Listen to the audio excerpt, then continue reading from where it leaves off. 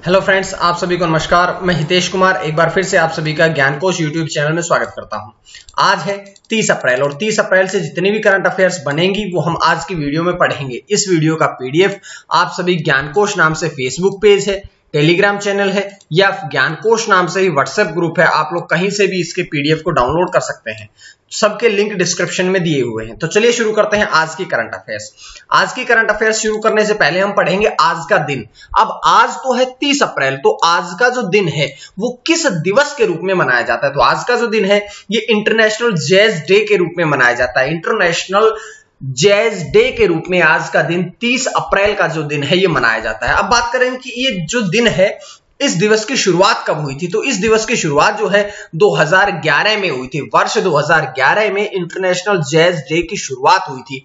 यहां से हम एक बात और भी जानेंगे कि इसकी शुरुआत किसके द्वारा करी गई थी। वैसे तो संयुक्त राष्ट्र जो ज्यादातर जो दिवस होते हैं इनकी शुरुआत संयुक्त राष्ट्र करता है, लेकिन कुछ ऐसे दिवस भी होते हैं जिनकी शुरुआत जो है यूनेस्को के द्वारा करी जाती है। तो इसकी शुरुआत 2011 में यूनेस्को के द्वारा करी गई थी।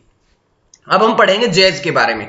जैज क्या है? देखिएगा, जैज जो है ये एक पश्चिमी सभ्यता वेस्टर्न कल्चर की एक संगीत विधा है जिसे पूरी दुनिया में पसंद किया जाता है। जैसे जैज मतलब JAZZ, ये देखिएगा साइड में लिखा हुआ भी है। तो जैज का मतलब होता है कि ये एक संगीत की विधा है जो कि वेस्टर्न कल्चर है, जो मुख्य रूप से अमेरिका और दक्षिण अफ्रीका जैसे देशों में बहुत ज्यादा लोकप्रिय है। और अगर हम बात करें कि ये जो विधा है संगीत की, इसके लिए एक बहुत ही महत्वपूर्ण जो इंस्ट्रूमेंट होता है वो होता है सैक्सोफोन। देखिएगा ये साइड में लगा भी है सैक्सोफोन। तो ये पश्चिमी सभ्यता की है विधा, इसमें सबसे जरूरी इंस्ट्रूमेंट होता है सैक्सोफोन। और इस दिवस को मनाने का उद्देश्य क्या है? तो इस दिवस को जो मनाने का उद्देश्य है वो ये है कि इस संगीत विधा की लोकप्रियता को बढ़ाना, कि जो जैज है इसकी लोकप्रियता को बढ़ाना ही इस दिवस को मनाने का मुख्य उद्देश्य है। तो ये सारी बातें पढ़ी हमने आज के दिवस से संबंधित। अब हम पढ़ेंगे आज के दिन से संबंधित। देखिएगा अगले प्रश्न, पहला प्रश्न। अब हम एक एक करके प्रश्न उत्तर की तरफ चलेंगे। सबसे पहला प्रश्न है कि Chandler good government index 2021, Chandler good government index 2021 जारी किया गया है। अब इस इंडेक्स के द्वारा भारत का कौन सा स्थान रहा है? तो देखिएगा भारत देश का इस इंडेक्स में कौन सा स्थान रहा है? तो इस इंडेक्स में जो भारत का स्थान रहा है वो रहा है 49, यानी कि 49वां स्थान जो है वो भारत का रहा है। बात करते हैं तीनों ऑप्शन के बारे में और भी। देखिएगा 104 नंबर ऑप्शन जो है इसमें 104 यानी कि अंतिम पद पर जो रहा, अंतिम स्थान पर जो रहा है वो देश रहा है वेनेजुएला। ये 104 देशों का जारी किया गया था जिसमें 49वें स्थान पर भारत रहा, सबसे अंतिम या 104वें स्थान पर रहा वेनेजुएला, पहले स्थान पर रहा फिनलैंड, 5वें स्थान पर रहा डेनमार्क। तो ये पूरी जानकारी आपको ऑप्शन से मिली। अब इस प्रश्न की और जानकारियां देखिएगा पहले स्थान पर जैसा कि बताया गया फिनलैंड, दूसरे स्थान पर स्विट्जरलैंड, तीसरे स्थान पर सिंगापुर, चौथे स्थान पर नीदरलैंड, 5वें स्थान पर डेनमार्क। ये मैंने आपको शीर्ष 5 देशों के बारे में जानकारियां दी है। उसके बाद भारत की जानकारी आपको मिली कि 49वां स्थान है। साथ में अंतिम के बारे में पढ़ लिया है कि वेनेजुएला। अब बात ये पढ़ेंगे कि ये जो इंडेक्स है ये किसके द्वारा जारी किया गया है? तो ये चांडलर इंस्टीट्यूट गवर्नमेंट द्वारा जारी किया गया है। देखिएगा साइड में लिखा भी है चांडलर गुड गवर्नमेंट इंडेक्स। तो ये इसके द्वारा जारी किया गया। और अगर हम इसके मुख्यालय की बात करें, इसका हेडक्वार्टर कहां पे है, तो इसका हेडक्वार्टर जो है वो है सिंगापुर में। तो इस प्रकार से पूरी जानकारी आपको इस प्रश्न से मिल जाती है। उसके बाद अगला प्रश्न, प्रश्न नंबर 2 की तरफ बढ़ते हैं कि किस देश के द्वारा robot prototype NEO-01 clear space debris launch किया गया है? तो ये किसके द्वारा, ये एक रोबोट प्रोटोटाइप है, ये किसके द्वारा, कौन से देश के द्वारा जारी किया गया है, लॉन्च किया गया है? तो ये जो लॉन्च किया गया है ये किया गया है चीन के द्वारा, यानी कि चीन सरकार ने, चीन देश ने अब robot prototype NEO-1 clear space जो है ये लॉन्च किया है। ठीक है, अब हम बढ़ेंगे आगे। इस प्रश्न की और जानकारियां क्या क्या है कि इसे लॉन्ग मार्च 6 रॉकेट पर पृथ्वी की कक्षा में इसको लॉन्च किया गया है। इसका वजन की बात करें तो इसका जो वजन है वो रहा है 30 किलोग्राम। 30 किलोग्राम वजनी ये रहा है जो कि लॉन्ग मार्च 6 रॉकेट से लॉन्च किया गया है। बात करते हैं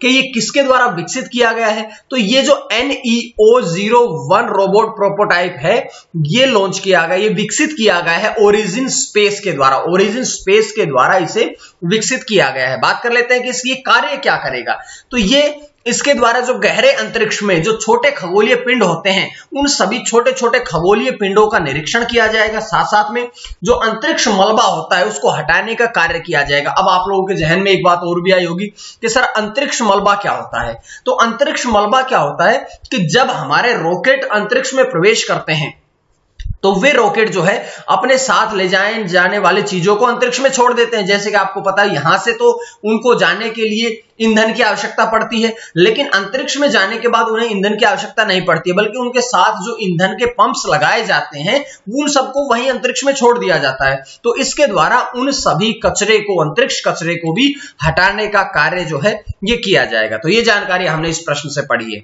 उसके बाद प्रश्न नंबर 3 कि 2021-22 वित्त वर्ष में एशियाई विकास bank ADB, Asian development bank ने भारत की जीडीपी का कितना अनुमान लगाया, भारत की जो जीडीपी है इसका कितना अनुमान लगाया। देखिएगा मैं आपसे पिछले 4-5 दिनों से लगातार एक जीडीपी से संबंधित प्रश्न बताते आ रहा हूं, तो आज नया प्रश्न आया है कि ADB यानी कि एशियन डेवलपमेंट बैंक ने भारत की जीडीपी का अनुमान कितना लगाया है। तो ये जो अनुमान रहा है ये रहा है 11% वृद्धि का। 11% वृद्धि जो है ये अनुमान अब इसने लगाया है 2021-22 में। देखिएगा बात कर रहा हूं मैं 2021-22 की।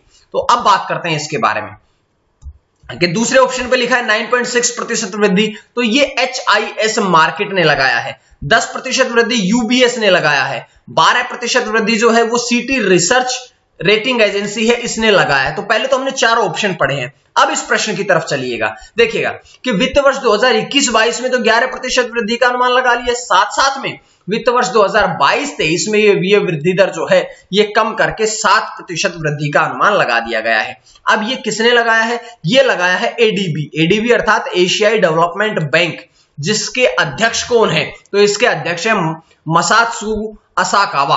और अगर हम बात करें मुख्यालय कहां पे है, तो मनीला फिलीपींस में है, फिलीपींस की राजधानी है। स्थापना कब हुई थी ADB की, तो इसकी स्थापना हुई थी 9 दिसंबर 1966 को। तो पूरी जानकारी आपको यहां से मिल जाती है।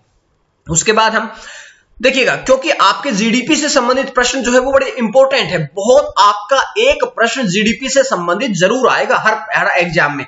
तो इसीलिए मैंने जितने भी जीडीपी का अनुमान लगाया, जितनी भी रेटिंग एजेंसी है उन सबको अगली स्लाइड में इकट्ठा करके हम सबको पढ़ेंगे। कौन कौन सी है, सबसे पहले पढ़ेंगे HIS मार्केट के द्वारा। HIS मार्केट जो है इसने कितना अनुमान लगाया है, तो इसने भारत की जीडीपी 2021-22 का अनुमान 9.6% वृद्धि का लगाया है। कोरोना वायरस के कारण ये लगातार वृद्धि जो है भारत के जीडीपी की वो लगातार कम होती जा रही है। तो देखिएगा ऑक्सफोर्ड इकोनॉमिक्स ने कितना लगाया है, 11.8% से घटा करके 10.2% वृद्धि कर दी गया है। नोमुरा ने कितना लगाया है, 12.6 जो कि पहले 13.5 था। जेपी मॉर्गन ने कितना लगाया है, 11% वृद्धि जो पहले 13% वृद्धि का था। यूबीएस ने कितना लगाया है, 10% वृद्धि का जो पहले 11.5% था। सीटी रिसर्च ने कितना लगाया है, 12% वृद्धि का जो अनुमान पहले 12.5 वृद्धि का था। तो ध्यान रखिएगा एक बात को आपने और समझना है यहां से कि लगातार सबने अपने अनुमान कम क्यों कर लिए, क्योंकि हिंदुस्तान में चुनावी रैलियों के कारण और बहुत से अनेक कारण ऐसे रहे जिसके कारण से दोबारा से जो कोरोना वायरस है उसकी लहर चल पड़ी है। तो आप लोग भी सेफ रहिएगा, घरों में रहे, स्वच्छ रहे, मास्क लगा करके रहे, कोरोना वायरस से बच के रहे, ठीक है। तो ये जीडीपी इस कोरोना वायरस के कारण ही दोबारा से कम कर दी गई है, कम आकी गई है, कम रेटिंग एजेंसी दी गई है। उसके बाद प्रश्न नंबर 4 कि NCDEX के MD और CEO कौन बने, तो NCDEX के प्रबंध निदेशक और मुख्य कार्यकारी अधिकारी कौन बने हैं। 4 ऑप्शन आप लोगों के पास है, यहां से आपने बताना है। यहां से अगर हम बताएंगे तो हमारे पास ऑप्शन डी है, अरुण रस्ते जो हैं वे अब इसके MD और CEO बने हैं। तो पूरी जानकारी पहले 4 ऑप्शन के बारे में पढ़ेंगे। अगर हम रवि टक्कर की बात करें तो रवि टक्कर जो है वो VI, यानी कि अब वोडाफोन और आइडिया दोनों मिल गए थे तो इन्होंने अपना नाम बदल के VI कर दिया था, ये आपको पता होना चाहिए। तो VI इन्होंने अपना नाम बदल के कर दिया था। तो VI अर्थात वोडाफोन इंडिया के CEO हैं। टिम कुक की बात करें तो वे एप्पल के CEO हैं और सत्य नडेला की बात करें तो वे माइक्रोसॉफ्ट कंपनी के CEO हैं। तो इस प्रकार से चारों ऑप्शन की जानकारी पढ़ी। अब हम बढ़ेंगे आगे बढ़ेंगे तो जो अरुण रस्ते हैं इनकी नियुक्ति आगामी 5 वर्ष के लिए करी गई है और वे वर्तमान में राष्ट्रीय डेयरी विकास बोर्ड से जुड़े हुए थे। उनकी नियुक्ति जो है वो बाजार नियामक भारतीय प्रतिभूति और विनिमय बोर्ड के द्वारा करी गई है। अब हम पढ़ेंगे NCDEX, क्योंकि इसको तो हमने टर्म के रूप में पढ़ा है। अब इसकी फुल फॉर्म पढ़ेंगे, ये क्या है। ये NCDEX है, ये है national commodity derivatives exchange limited. National commodity and derivatives exchange limited जो है वो इसकी फुल फॉर्म है। बात करेंगे इसकी स्थापना कब हुई थी, तो 15 दिसंबर 2003 में इसकी स्थापना हुई थी। मुख्यालय कहां पे है, मुंबई में है। इसके 100% शेयर धारक जो है वो भारत सरकार है। मतलब ये जो NCDEX है ये पूर्णतः सरकारी एजेंसी है। इस बात को आपने पढ़ना है, क्योंकि जब आपके शेयर होते हैं वो शेयर ही बता देते हैं वो कंपनी किसकी है। तो 100% शेयर भारत सरकार के है, मतलब ये जो है 100% भारत गवर्नमेंट की ही, भारत सरकार की ही एजेंसी है। अब बात करते हैं 5वें प्रश्न की तरफ कि सबसे शक्तिशाली सुपर कंप्यूटर बनाने की घोषणा की गई है। तो ये जो सबसे शक्तिशाली सुपर कंप्यूटर बनाने की घोषणा करी गई है ये किसके द्वारा करी गई है, तो देखिएगा 4 ऑप्शन आप लोगों के पास है। यहां से आप देखिएगा कि दूसरे ऑप्शन पर लिखा है United kingdom, UK, United kingdom के द्वारा अब विश्व का सबसे शक्तिशाली कंप्यूटर बनाने की घोषणा जो है वो करी गई है। बात करेंगे इसके बारे में और भी। देखिएगा ऑप्शन ए में लिखा जापान के पास फुगाकू नाम का वर्तमान का सबसे शक्तिशाली सुपर कंप्यूटर जो है वो जापान के पास है। चीन का सबसे सुपर कंप्यूटर क्या नाम है, तो इसका जियूजांग। भारत का कौन है, परम सिद्धि। हालांकि इसको हम शॉर्ट में परम ही बोलते हैं, लेकिन जो भारत का सुपर कंप्यूटर है इसका पूरा नाम परम सिद्धि है। तो इस बात से आपने समझ लेना है। उसके बाद हम पढ़ेंगे इसके बारे में, प्रश्न के बारे में। अब इसका प्रयोग जो है वो यूनाइटेड किंगडम के द्वारा किस लिए किया जाएगा, तो इसका प्रयोग जो है वो मौसम और जलवायु परिवर्तन का पूर्वानुमान लगाने के लिए किया जाएगा। जो मौसम में बदलाव होते हैं, जलवायु परिवर्तन होती है, इसका पहले से ही अनुमान लगाने के लिए इसका प्रयोग किया जाएगा। जो सुपर कंप्यूटर बनाने जा रहा है यूनाइटेड किंगडम, इसके बारे में।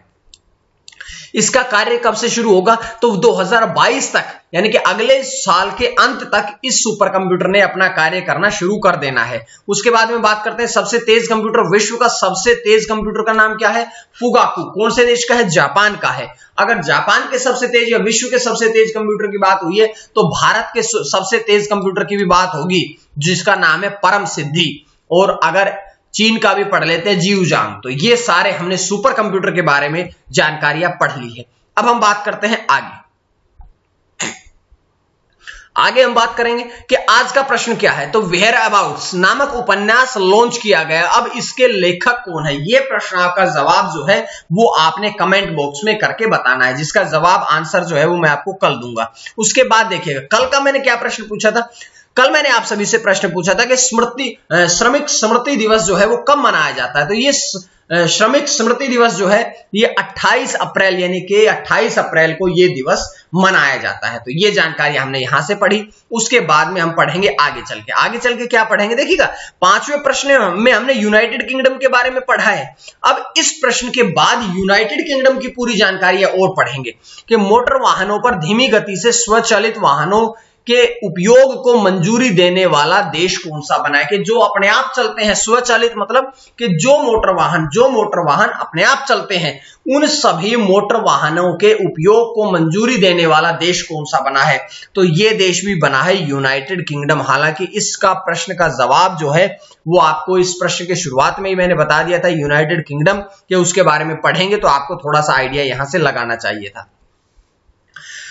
इसका उद्देश्य क्या है, कि इसका उद्देश्य जो है वो ये है कि ब्रिटेन स्वचालित लेन कीपिंग सिस्टम का उपयोग करेगा। इस उद्देश्य के लिए। और इसका उपयोग ये नहीं है कि कितनी भी स्पीड से गाड़ी चलाओ, नहीं, अब उसके लिए कुछ लिमिट बना दी गई कि गाड़ी जो है वो 60 किलोमीटर प्रति घंटा की रफ्तार से कम चलेगी तो ही वो स्वचालित होगी।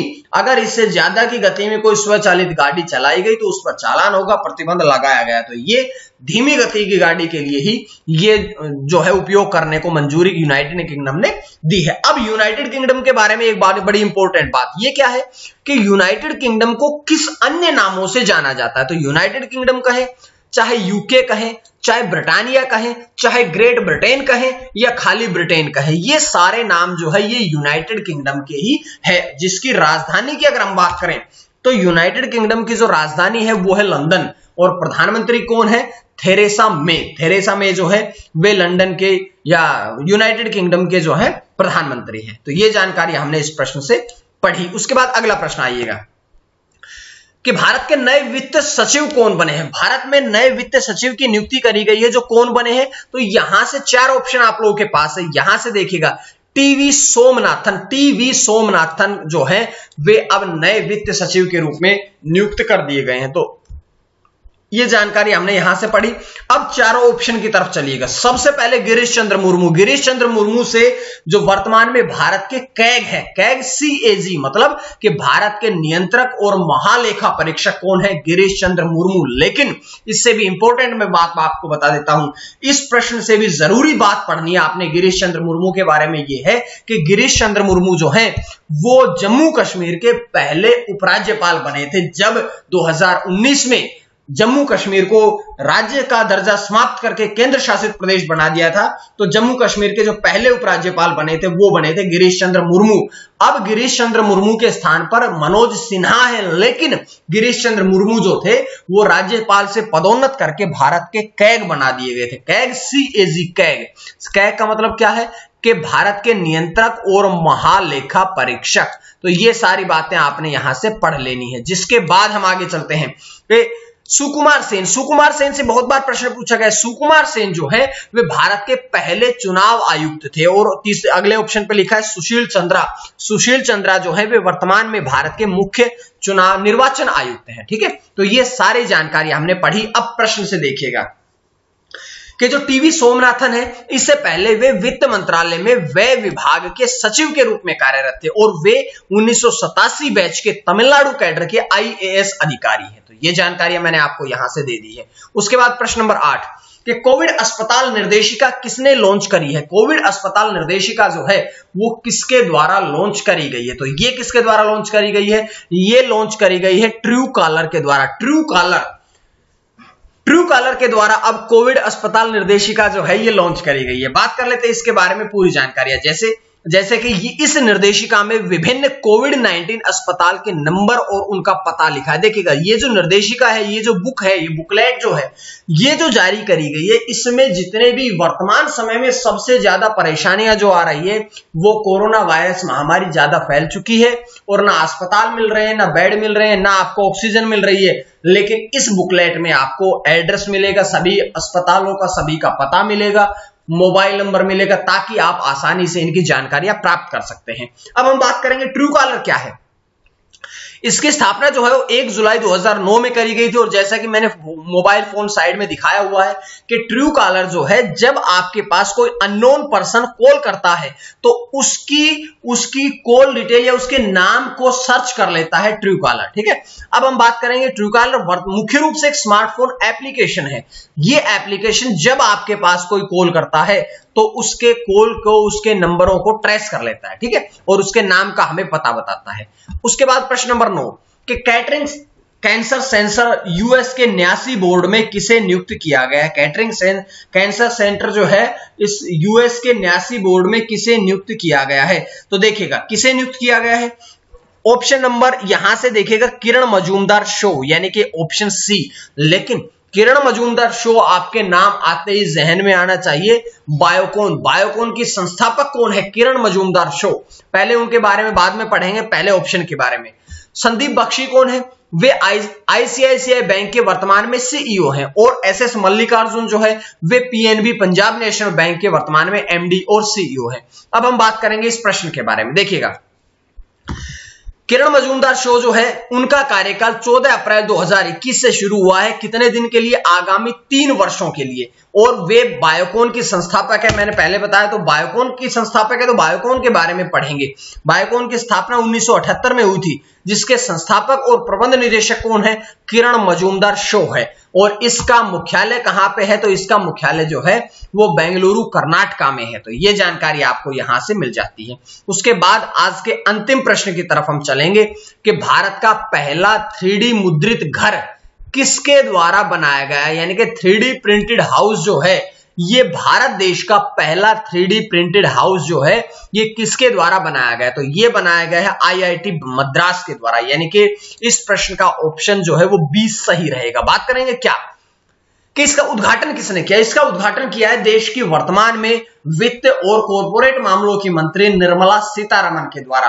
और ये जो हाउस है, ये जो 3D प्रिंटेड हाउस है, मात्र 5 दिनों में IIT मद्रास के पूर्व छात्रों के द्वारा ही बनाया गया है। बात कर लेते हैं IIT मद्रास के द्वारा करा गया। तो IIT मद्रास के बारे में सबसे पहले full form Indian institute of technology Madras जो है वो इसकी फुल फॉर्म है। बात करेंगे कि इसकी स्थापना कब हुई थी? तो भैया इसकी स्थापना 1959 में हुई थी। और चेयरमैन कौन है? इसके चेयरमैन है पवन कुमार गोयंका। पवन कुमार गोयंका जो है वे अब IIT मद्रास के वर्तमान में चेयरमैन है। तो ये सारी जानकारियां जो है वो मैंने आपको दी है। उसके बाद उम्मीद है आपको करंट अफेयर्स की सीरीज पसंद आ रही है। पसंद आ रही है तो आप लोग ज्ञानकोश टेलीग्राम चैनल, फेसबुक पेज या व्हाट्सएप ग्रुप या ज्ञानकोश ऐप को डाउनलोड करिएगा। यहां से आपको सारे PDF जो है वो मिल जाएंगे और इसका लिंक आपको डिस्क्रिप्शन में मिल जाएगा। आप डिस्क्रिप्शन में जाकर के सभी को ज्वाइन जरूर करें। तो आज के लिए इतना ही। मां सरस्वती की कृपा आप सभी पर बनी रहे। आप सभी का बहुत बहुत धन्यवाद।